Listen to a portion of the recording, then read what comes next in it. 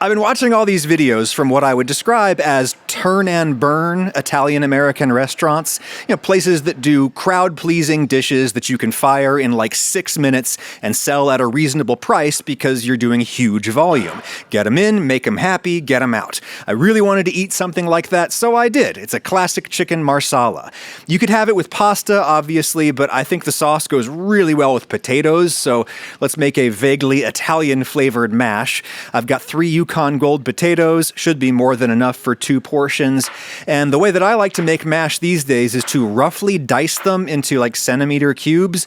Mash comes out a lot less gluey if you simmer the potatoes rather than boil them, and since simmering will take longer, we can compensate by starting with smaller pieces that'll cook faster. They don't need to be uniform.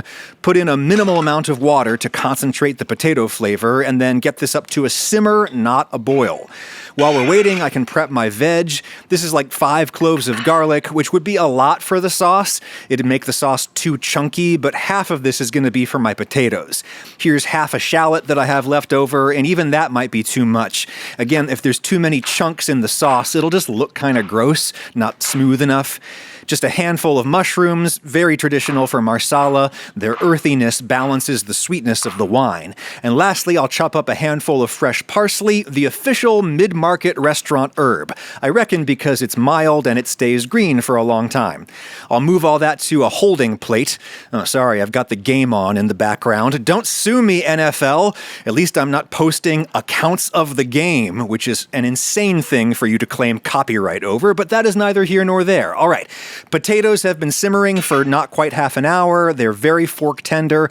I'll save that boil water. I have A/B tested this, and concentrated boil water brings more flavor to mash than the milk that people usually use. Plus, I have another plan for this.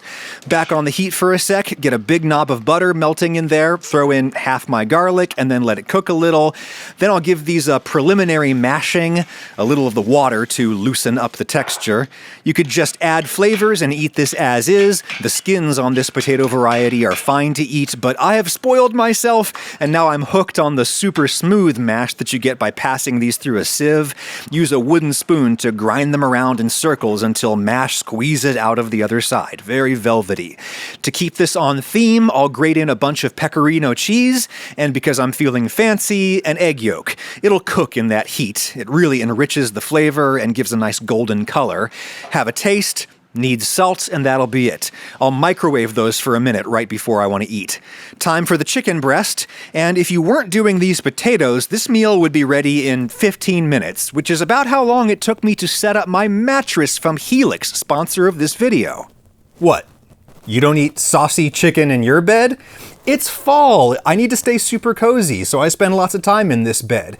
Because it's made by Helix, and Helix makes super premium mattresses customized for my body. Or yours, as the case may be. Take the quiz to find out which model is best for your body shape and sleep style. I got the Dusk for my back issues. They have 20 different models now, including this new kids one that we just got. These are real mattresses that come in a box. You just pierce the seal. Helix is the most awarded mattress brand. The Midnight Luxe won Best Overall Mattress from both Forbes and from Wired.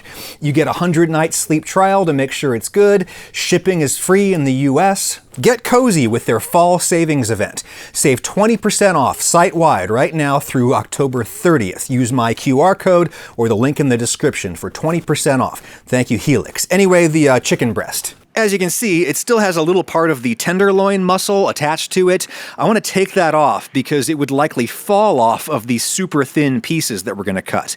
To get my scallopini, I'll carefully, slowly cut this breast this away. And because this is such a big, thick specimen, I'm going to do it in thirds. 3 total pieces, plus the tenderloin. Cover so we don't splash raw juice everywhere, and I will pound these out just a little. Well, the tenderloin I can pound out a lot, but with these other pieces, I'll just flatten out the thicker ends a little. You don't want to rely too much on the mallet to get super thin chicken scallopini. The more you pound these, the more they will tend to shred. Use the knife to make them thin. Hit these with pepper and salt. I always put on extra all over the board that I can mop up with the undersides. That eliminates one hand washing from this process. Get a handful of flour for dusting, and we'll get all of the surfaces coated in everything. Pretty neat trick. 4 pieces, 2 per person from just 1 chicken breast. My widest pan, really hot. You should see the olive oil shimmering and starting to smoke. Thickest piece in the middle where it is hottest. You only have a couple of minutes to get any color at all on the outsides before the insides are cooked, hence the very high heat. There's going to be splatter, and it's going to catch on fire if you're cooking over a flame, so be careful.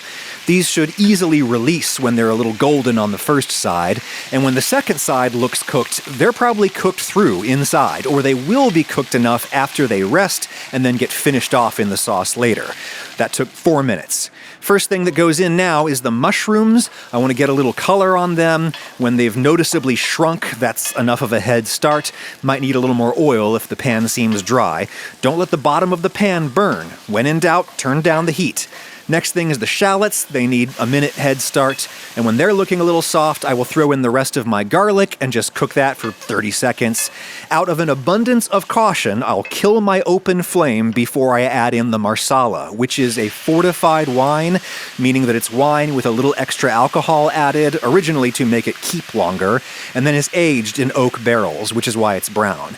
It's kind of halfway between white wine and cognac, and you can use a lot of it as long as you get dry Marsala. Sweet Marsala would taste like straight sugar after you reduce it down, which I will do while scraping the bottom clean.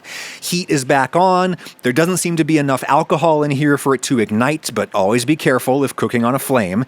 It's starting to look syrupy, which is good. This might be a little too strong for you, so people usually cut it with some chicken stock. I will instead use some of my potato water, which tastes good and it has a little starch for thickening. Again, reduce it until it's just starting to look syrupy. When in doubt, get it thicker because you can always thin it back out with more water. If you really wanted it American style, you could put in some cream at this stage and boil it until it thickens. I'll be a little more continental and kill the heat, gently melt in like half a stick of butter. If you don't get the butter too hot, you preserve its natural emulsion and you should see the sauce thicken up some more. It'll be even thicker at eating temperature, so done. Time to put the chicken back in along with the parsley, and we'll just toss this all together. Maybe turn the heat back on to warm the chicken back up, and then if you leave this over low heat, it'll hold for a long time until everybody's ready to eat, which makes it a good dish for restaurants and for house guests. The flour on that chicken really merges with the sauce as this sits. I nuked my mash for 60 seconds and it's ready to go. Couple of chicken pieces beside it, get those chunkies, and then flood the plate with the sauce. It tastes so good on the potatoes. Thank you to that adorable Canadian guy at Vivaldi Restaurant in Montreal. You inspired me to make this. Turn and burn, my man. Turn and burn.